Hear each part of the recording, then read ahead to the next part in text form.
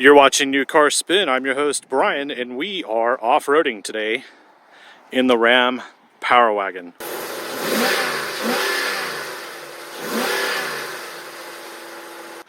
This is the 2500 3/4 ton, and it's a pretty serious off-roader. As you can tell, we made it here, so it must be serious, right?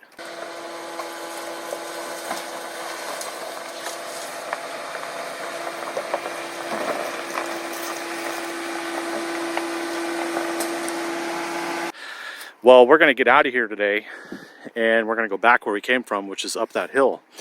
This is a really cool shot, though. I'm going to take a shot here. Boom. You'll see we have, for 2020, a newly integrated Warn winch. That is a 12-ton winch from Warn with a new nylon line, so it doesn't kink, and it's much lighter than the previous version.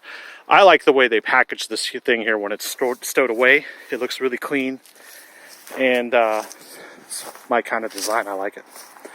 As you can tell, it's a serious vehicle. It's got a 2-inch lift, Bilstein shocks, 8-bolt hub, massive brakes, and this is the one with the newly updated interior. So I'm going to call this one the next generation Power Wagon.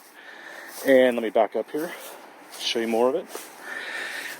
Taking this on the highway, it rides so much better than the previous one I had, which was a red one from last year. I think it was a 2019, maybe even a 2018 Power Wagon. But this is the third Power Wagon they've given me.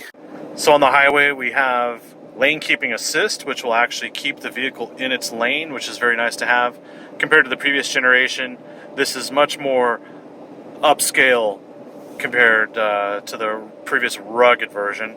The stereo does noise cancellation, as well as the module that reduces the vibration from when the vehicle is in 4-cylinder mode. So it's a lot more refined, although I do have to say, compared to the last gen, which I'm calling the last gen with the older interior, is that the older interior had more noise and was more in your face with its ruggedness. This one is more refined, and I wish it was a little bit more assaulting from the noise perspective. This one is great.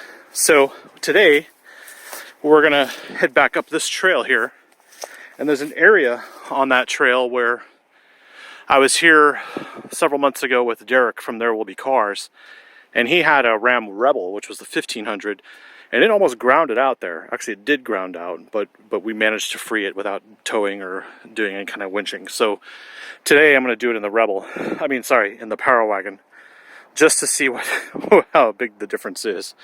This is a beast, and it's got the 6.4-liter Hemi V8 with 410 horsepower.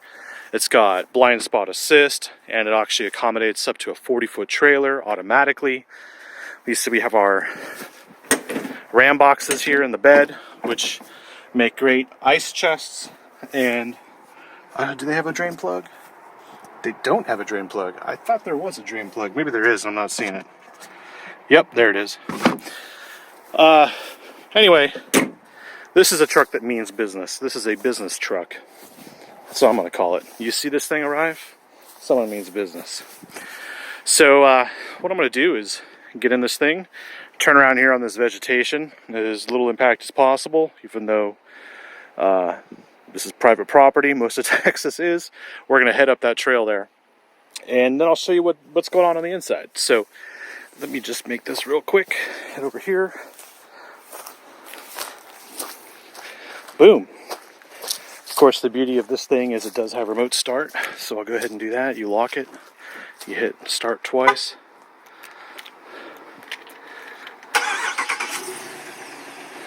Nice. You'll see the overhead cab lights, that shark fin up there, and then the extra little pod there.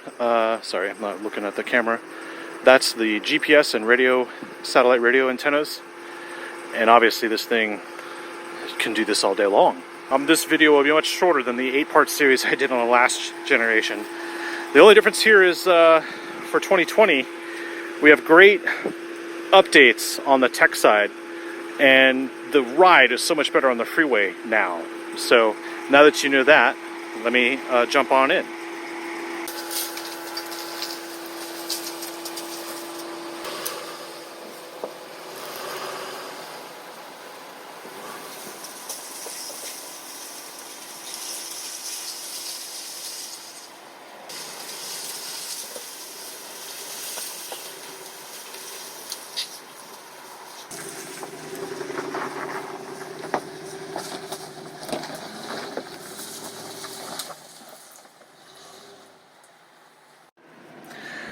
Alright, fuel economy is not important in this truck, but you'll see there it's averaging 12.3. Sometimes they get 9.5 in the city, not a big deal. The big deal here is this camera. So we now have 360 degrees of visibility, which is great when you're off-roading. So we have just the standard rear view with perspectives, helps you line up your trailer. We have full zoom in with widescreen version, and then we have front widescreen, and then we have front with perspectives, and then we have a trailer and a bed view. So this is the bed, and that's the trailer, and then we have side views either side of the vehicle, and we can pan to left and right, which is really handy, as you know, off-roading, especially when you're near boulders or you're worried about clearance. So what I'm going to show you now is forward camera with perspective. Well, we've got our parking sensors off for now because these tall shrubs and stuff are definitely going to set off the sensors. We're in full wheel high. As you can see, we have a manual transfer case here for low, high, 2 high, and we're going to make our way back up that hill. Oh yes.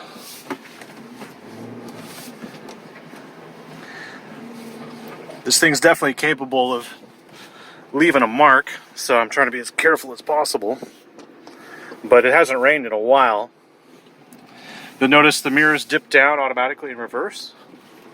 And we have our backup camera so we can see everything we're running into. Let's go ahead and actually change that right now to the backup camera. Get a closer view. So if you were worried about a tree stump or something, you'd be able to see it here.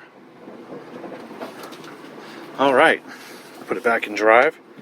We can lock our front and rear or our rear lockers, and then we can lock the rear axle, and we have our sway bar disconnect. So that electronically disconnects the sway bar to get you more articulation. So I don't think we're going to need it in this instance. So let's go ahead and head up that hill. This is the beauty of this generation interior, which I'm calling a second generation from the one I had before. And we're just going to work our way up here. Now the Rebel got caught just up there.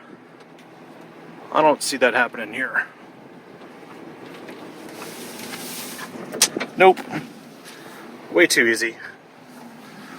And it's always in the rearview mirror. And we just move on to the next level. But that's it. I just wanted to show you some off-roading here in the Power Wagon. And obviously, you complained before about the lack of off-roading, and I just did it. So if you got a problem with that, you leave a comment below.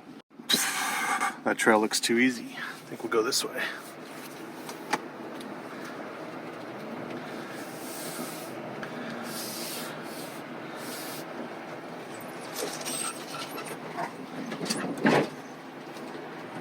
Sorry about the stripes, Ram.